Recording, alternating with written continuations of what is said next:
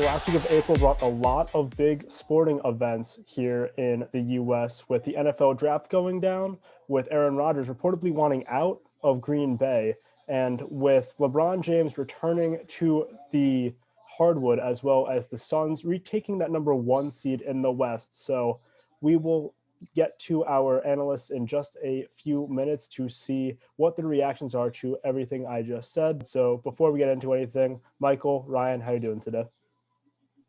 I'm doing good. Like you said, there's a lot to talk about. Voice is a little hoarse, but I'm gonna try my best to talk about everything that's going on because like you said, a lot to talk about. Pretty good, Jimmy. It's a beautiful Sunday afternoon. So that's got my spirits a little bit up, and I'm excited to talk some sports with you guys today. Yeah, and what better way to spend your Sunday afternoon than talking about the NFL and specifically Aaron Rodgers? So, enormous news in the NFL broke on Thursday as Packers quarterback Aaron Rodgers told a few members of the Packers organization that he doesn't want to return to the team for the 2021 season. So, what do you make of this news, and what are some potential landing spots for the reigning NFL MVP? And Ryan, I'll start with you. I mean, me personally, I was flabbergasted at the news, absolutely taken aback by it because, you think of the Packers, you kind of just associate Aaron Rodgers with the Packers automatically. Like he's been their quarterback basically my entire childhood at this point. Like it's been so long, I can barely remember a time where he wasn't the Packers quarterback. And it's really crazy because, he won the MVP just last season. So I thought everything was going pretty well for them there, and I was not at all expecting him to just suddenly hate the Packers organization with such a passion. I mean, I can understand that he felt a little disrespected when they drafted Jordan Love without even letting him know. And I can understand why he'd be frustrated with that, but to just automatically sort of, I don't know, it just kind of came out of the blue. As for potential landing spots, I've seen a lot about the Raiders, the Broncos. I think that'd be really interesting if the Broncos decided to try and trade for him because I don't know what assets they would have to trade exactly. They could trade their corner that they just drafted. I'm blanking on his name right now. And their quarterback or something like that. But I don't know. Even that doesn't seem like enough for Aaron Rodgers. If, I doubt this would ever happen. But if the Patriots wanted to, they could probably trade like Mac Jones, Stephon Gilmore, and a couple of picks for Aaron Rodgers. I mean, I don't think that would ever happen. But can you imagine if Bill Belichick and Aaron Rodgers were on the same team? Like that would be pretty scary for the rest of the National Football League. So I don't know. It was really just weird news for me, and I'm really interested to see where he ends up. Yeah, it was weird to hear. You never expect it. It just kind of came out of nowhere. But then you start thinking about it, and it really didn't come out of nowhere. It seemed. I mean, Aaron Rodgers is one of the most talented quarterbacks, not just of our generation, I feel, but of maybe all time. And the Packers have brought him one Super Bowl. They just haven't gave him the pieces to build that team over the top. Their last 10 draft picks, 9 out of the last 10 of their first rounders have all been defensive players, except one, which was, of course, Jordan Love. So, you feel for Aaron Rodgers. You feel that he kind of feels disrespected. And he's saying, like, what are we doing here? Just get me the guys, and I'm going to take this team to a Super Bowl. But the Packers have just not surrounded him with those guys. So looking at the teams he might be able to go to, Brian brought up the Raiders. I could see that as a spot. He also brought up the Broncos. I could see that as a spot. I don't think he'll be traded. It came out that maybe he's just trying to like mess with the Packers and he's trying to get that contract extension, trying to get a couple more years under his belt. So maybe this is just a marketing move by him, a way to kind of get leverage on his side. But if I was Aaron Rodgers, I'd feel disrespected too. He's still got a lot of talent left, just won an MVP. You give him just a couple more pieces, and this team could go to a Super Bowl and win it and get Aaron Rodgers and the Packers their second Super Bowl under Rodgers, obviously. So I definitely agree that Aaron Rodgers should feel disrespected. I don't think he'll be traded, though. That's my prediction. I think he'll still be on the Packers come 2021. Yeah, definitely agree with you there, Michael. I do think that Rodgers is there to stay in Green Bay. I think that, like you said, I think she's just trying to get a little bit more power. It's a little bit more marketing, a little bit more incentives in his contract, maybe. But if I'm Aaron Rodgers right now and I see yet another cornerback be drafted by this Packers organization, I'm going to be pretty upset. I mean, there was a lot of good wide receivers in this draft, too. And the first wide receiver that the Packers took was Amari Rodgers in the third round. And I know Amari Rodgers pretty well because I'm a big Trevor Lawrence fan and I've seen him, receive from Trevor Lawrence the past 3 years, but he's not who you want to be your number two receiver necessarily, especially when you are in the twilight of Aaron Rodgers' career. He's just 37 years old now, and he'll be 38 by the time that the season ends next season.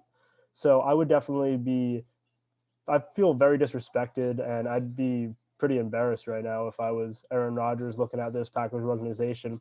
News broke that he wants the GM to be fired as well. He won't play if the GM's not fired. So if you're the owner of the Packers, you'd want to fire the GM over losing Aaron Rodgers, probably your best quarterback of all time. And another interesting stat that I saw over the weekend was no Packers quarterback has ever spent a 17th season with the team. And it was Brett Favre, and I believe the other one was Bart Starr, who were all traded or retired after their 17th season in Lambeau. So another interesting tidbit there. As for potential landing spots, I think the Raiders are the number one. Honestly, the Packers could do a deal with the Broncos because the Broncos do have good weapons, but I don't trust Vic Fangio, the head coach of the Broncos. I don't trust a lot of the Broncos personnel. I think they do have good weapons receiving. They have a good tight end, and their offensive line's okay-ish. But overall, like their defense isn't that good, and he'd be playing Patrick Mahomes twice a year. He'd be playing Justin Herbert twice a year, and I don't think it'd go over well at all in Denver with Aaron Rodgers. I think with the Raiders, he would do a lot better, and he would be really good with John Gruden at the helm. But anyway, moving off of Aaron Rodgers and going on into the draft, on Thursday evening, the San Francisco 49ers decided to take North Dakota State quarterback Trey Lance with the third pick in the 2021 NFL Draft. After a month of speculation, them drafting Alabama quarterback Mac Jones, they went with Lance instead of Jones. If you were in John Lynch or Kyle Shanahan's shoes, would you have selected Lance, Jones, or someone else? And how do you think Lance's career in the Bay Area will go? And Michael, I'll go to you first. I 100% would have went with Trey Lance. I think the Niners made the right decision. And I said that in our draft preview, and our not even the preview, during the draft show we had for WSOU. A lot of people thought the Niners were going to go with Mac Jones. I said this for a while. I thought that would have been the wrong decision.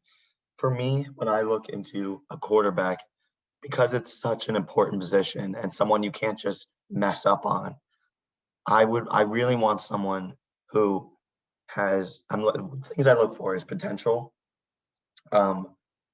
attributes that are great.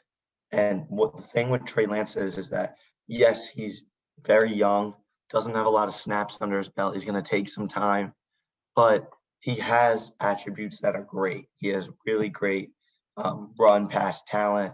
An okay arm strength, but he is, like I said, some attributes that are just better than others. Mac Jones, I think his potential is pretty low. I think he can be like an average quarterback. He has a lot of good attributes, a lot of good traits, but when I'm looking for a quarterback, I'm looking for those great traits. And I don't think I would ever want to grab someone who just has good average traits. And I think that's what Mac Jones had. I also think Trey Lance fits so much better in Kyle Shanahan's system than a player like Mac Jones would. And so that's why I was really confused at first why Mac Jones was picked, really, for the Niners, why everybody was picking him for that. And I wasn't too surprised when it was Trey Lance announced on draft day. So I think it was the right pick. I think Trey Lance, he'll come out of the gate a little slower. Maybe they keep Jimmy Garoppolo around. He plays this year. Trey Lance kind of stays behind, learns the system, and develops something like Patrick Mahomes did. So if that's the move, I think Trey Lance can then come in, play very well for the 49ers. But I don't think he'll step in and succeed like I think a Trevor Lawrence will. I'm gonna have to disagree with you here, Michael. I think Mac Jones would have been the right pick for the Niners because I mean, like looking back, the Niners offensive line last year wasn't very good, and they would have needed a mobile quarterback like Trey Lance, but they got a couple of really good offensive line signings like Alex Mack and Trent Williams, and I don't think there's a better pocket quarterback in this draft, a better quarterback who has more experience in the pocket than Mac Jones. I mean, his offensive line at Alabama was just ridiculous. I mean, he had all the time in the world to make the passes he needed. And obviously, he's not going to get that same time in the NFL just because basically no matter what offensive line you have, they're not your defensive line is going to put some pressure on eventually. It's not like Alabama where they're just going to hold you off forever. But I think Mac Jones would have really thrived in that pocket because he's just so good. He may not be as mobile as Trey Lance, but I don't really think that's what they needed this year because, like I said, they just have a better offensive line, and I think he would have had more time in the pocket. And I think he's a better decision quarterback in that pocket than Trey Lance. But definitely an interesting pick because Trey Lance has so much talent and he's so young, so he could really develop into something special. But I would have gone with Mac Jones personally. I will say though, in today's NFL, are teams really looking for those pocket passers anymore? Because I feel like you can maybe, teach Trey Lance how to stay in the pocket better. Russell Wilson, I don't think when he first came in, he wasn't a pocket passer pure. He ran around. Same with guys like Deshaun Watson, but they learned over time. And I don't know if having a guy that can just stay in the pocket like Mac Jones is really what today's NFL is about anymore. And I don't know if that'll really work in most systems today. Yeah, I got to side with Michael on this one, Ryan. I do think Trey Lance was the right pick here. I'm not very high on Mac Jones as it is. And I do have a little bit of a soft spot for the Niners just because I'm a Jets fan. We just got the Niners defensive coordinator to be our head coach. So I kind of always had a soft spot for them anyway. But even now that we have their old defensive coordinator, even more of a soft spot. I do understand why they did want Mac Jones, though, because Kyle Shanahan's had a lot of success with these non-mobile quarterbacks. Like in the Washington, he had Kirk Cousins, and he wasn't mobile, obviously, but he had a very, very good few years there. With Matt Ryan in Atlanta, Kyle Shanahan had a lot of success. And then the last few years with Jimmy Garoppolo, he's had success, and Garoppolo is not necessarily a mobile quarterback either. So I do understand why he would want someone like Mac Jones, and apparently he's the smartest player in the draft too. So you can't, discount someone that's smart too. But I think Trey Lance is just a better pure football player than Mac Jones. Mac Jones just was playing with one of the best college football teams I've ever seen, probably the best college wide receiver I've ever seen with Devontae Smith. And the offensive line was great and a great running back as well. I just think that Trey Lance, his ability to extend plays, and he has a really, really good decision-making system as well. He didn't throw a single pick in his last full year of starting. And so that's really, really impressive to me. As for how his career will go, I think he's going to have a really, really good career. I think he's going to take a few weeks to get into the starting role. I think Jimmy Garoppolo is probably going to start the first month and a half, maybe until November. But then I think Trey Lance will then get in and start. But I do think that Trey Lance, when he does get in and start, I think he's going to be competing for that Rookie of the Year. I think he's going to be very, very good in the long run. I could see him winning an MVP or two, especially with this system, with George Kittle and all these great receivers and this just a wonderful system that Kyle Shanahan has. But anyway, moving on to the entire draft. It concluded yesterday, Saturday, after 259 young men heard their names called. So when the dust settles, which team do you think had the best draft? And Michael, you have the floor. I love the Chicago Bears draft. I love what they did. Ryan Pace, the Bears GM, and Matt Nagy, their head coach, they really did a good job of saying, all right, this is the draft where we need to. They have a team. They have a good defense still, I believe, and they have a good offensive weapons in Allen Robinson. And I think they signed someone else this offseason. I can't quite remember. But trading up for Justin Fields was, I think, a huge win for them, especially landing him outside the top 10. You didn't have to trade in the top 10. Still gave up a first round pick next year. But I think for a quarterback, it's worth it. Um, and then they also moved up for first round talent. I really like Tevin Jenkins, who can play guard or tackle. He was another wise course of action for them. And then they got some value in their late round picks too. But it was really those first two picks in Justin Fields and Tevin Jenkins where that could be maybe exactly what the Bears need to put them over the top in the NFC North, where there's a lot of questions right now in do in especially with we talked about Aaron Rodgers and the Packers, and then we don't know what's going on with the Vikings. They've been inconsistent, and then obviously the Lions. I don't think many people expect them to be very good with Jared Goff there. So the Bears definitely have a great opportunity now with Justin Fields to kind of put their place in the NFC North and get back to the playoffs. I definitely love the Bears draft too. Anything to improve at that quarterback position, really. But I'm actually going to go with the Eagles. I thought Devontae Smith was a really good first round pick for them because they just have their wide receiver core has really struggled recently. I mean, I can't tell you how many times my friends from home have complained to me about Alshon Jeffrey and his hands. So I think getting probably the best wide receiver in the draft in Devontae Smith was a huge get for them, and especially because it gets some talent around Jalen Hurts. They can really try and see if he is the quarterback for the future for them, or if they're going to have to, maybe trade him and go for another quarterback in next year's or a couple years from now in that draft. So I'm loving the Devontae Smith pick. I think Landon Dickerson was a really good pick too, especially because they got him in the second round. They didn't have to use a first round pick on him because he was great at Alabama. He does have some recurring injury problems, but if he can stay healthy, he's just an absolute menace on that offensive line. That's coming from the menace himself. Landon Dickerson is a menace on that offensive line. But they had some good late round picks too. But I'm not even an Eagles fan, and I'm pretty happy with what they did this year. I think I think they had a pretty good draft. Yeah, those are definitely two really good drafts. You both went with NFC teams, but I'm going to go with an AFC team myself, and I'm going to go with my New York Jets. I think they had a really, really good draft. I mean, you got your quarterback of the future in Zach Wilson, so that's always an exciting thing. And then you trade up to get the best guard in the draft, and that's Elijah Vera Tucker. So you get your quarterback and you protect him, which is great. And then what do they do in the third round? With their third selection, they get a weapon for him. They get one of the best wide receivers in the draft in Elijah Moore. He's going to be in the slot for many, many years to come.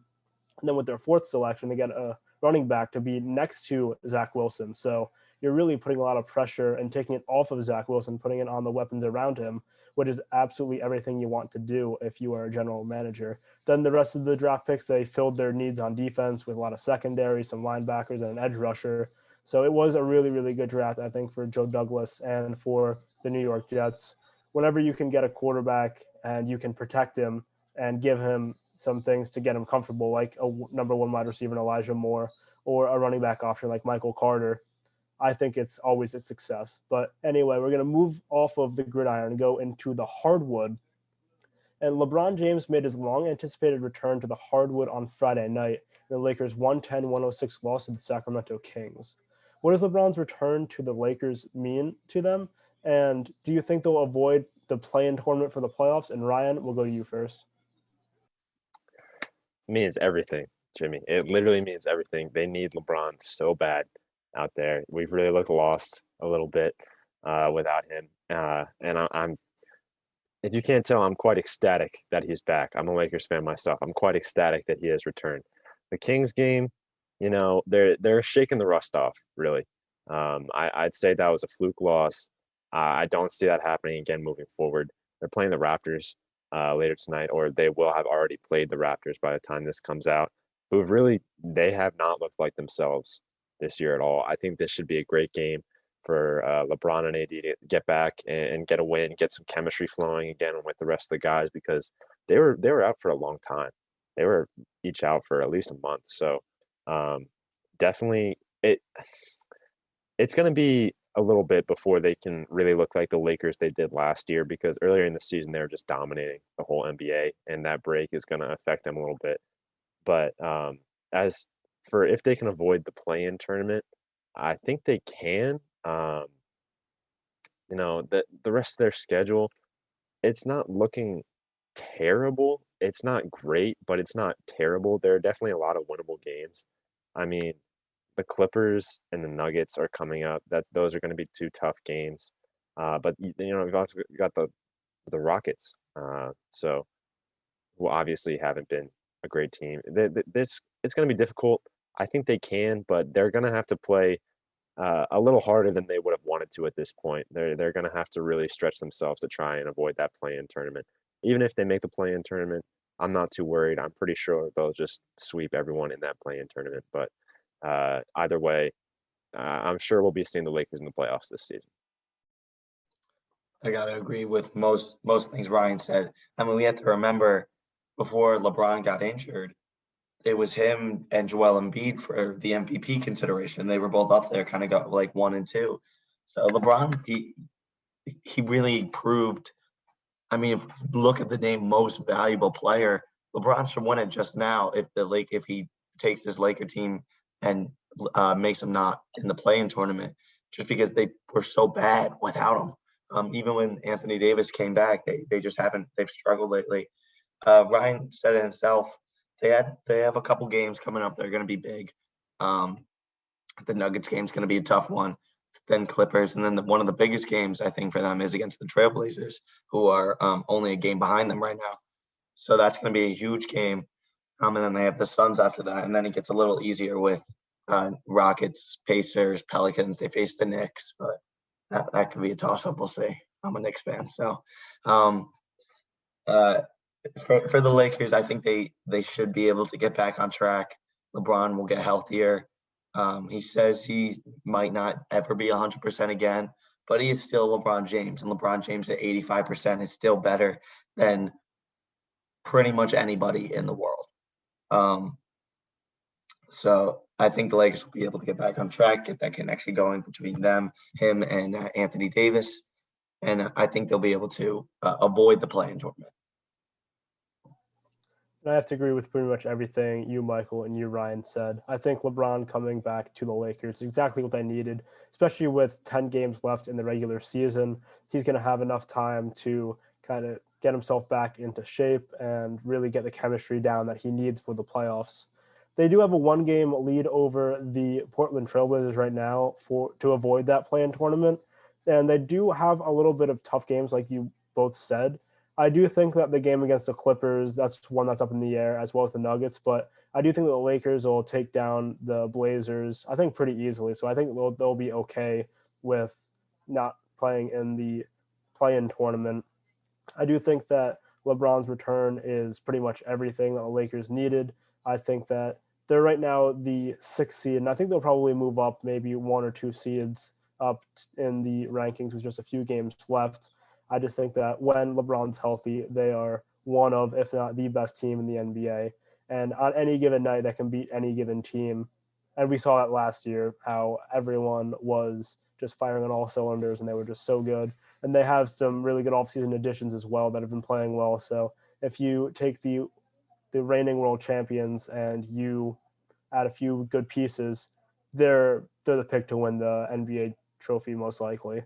But our last topic of the day will continue with the hardwood. And in the West, the Suns took down the Jazz to take the number 1 seed on Friday night. How far do you think the Suns can go this season with their young core? And Michael, you have the floor. I think the Suns can go as far as I think the Suns can go really far. I was trying to say something else, but their core right now is so just talented and good, with Devin Booker and Chris Paul is playing the best basketball I've seen Chris Paul play in a couple of years now. So I don't see why they can't. Obviously, I think for Devin Booker, I'll take that back because Chris Paul, he's a veteran now and he's been to the playoffs a couple of times. I was going to say this is a younger team, so maybe they don't have the same experience in the playoffs like a team like the Lakers or the Clippers. But I could see the Suns going pretty far. Definitely maybe making it to the Western Conference Finals, and then we'll have to see where they go from there. But Devin Booker's playing out of his mind right now. It seems like he can't miss anytime he take a shot. Chris Paul, I was watching the last time I watched the Suns game was the Suns-Knicks, just a couple on April 26th. And Chris Paul scored the last 7 points to close the game. One of the shots he made, it was like vintage Chris Paul, something I just haven't seen in a while. It felt good to see, actually, even though the Knicks lost. But for the Suns, I don't see why they can't go far. But it's exciting to see. I actually think the Suns are pretenders. I don't think they're contenders. I kind of see them as I saw the Hawks a few years ago. A team that has really good team play. They're pretty balanced, but I don't think they have the star power to go super far in the playoffs. I think if they run into, say, the Clippers or the Nuggets or the Lakers or a team like that, I think they're going to falter just because, like I said, they don't have the same star power as those teams do. I'm actually pretty high on the Clippers this season. I think they're having a pretty underrated year. They've been playing pretty well since the All-Star break. And, the Nuggets are 9-1 in their last 10, and they've won 5 in a row. They're really hitting their stride at the right time. Even the Jazz, really. I think the Jazz have a bit more star power than this Suns team. Nothing against what Chris Paul and Devin Booker have been able to accomplish this year in Phoenix because they're a fun team to watch. But I just don't think that they're going to be able to I don't think they're going to be able to hang with the real upper echelon of the NBA. And I have to agree with Ryan here too. I do like the Suns and I like what they're going to be doing in the next few years, but I do think that this year it just quite isn't their year. I think that in the second round matchups, I mean, if they're going to be playing a team like the Clippers or the Lakers or the Nuggets, it's going to be really, really tough for them to, keep them under control and try to keep them within striking distance because the Suns team, I mean, they're really good prolifically offensively, but then if you have like LeBron James and Anthony Davis scoring against them, I don't think anyone can stop those two, let alone this young Suns team. But I do like where the Suns are going. I do like their direction. I just think that they're another year or two away from really becoming a pretender. They really just need maybe another piece, another wing to be able to get them to this next level. But I do think that given 5 year time, 5 years away from where we are right now, I think that they'll be getting into the Western Conference Finals pretty much year after year, and especially if and when LeBron James does leave the West, I think they may be the team of the future here in the Western Conference. But anyway, that's all the time we have for today's episode of Hall Talk for a panel of Michael Stamm and Ryan Johnston. I am Jimmy Bliss. I want to give a quick shout out to Ben Harris for allowing this all to happen as our producer of the show. And I wish you all a great rest of your day. Wear a mask, stay safe, and have a great rest of your weekend.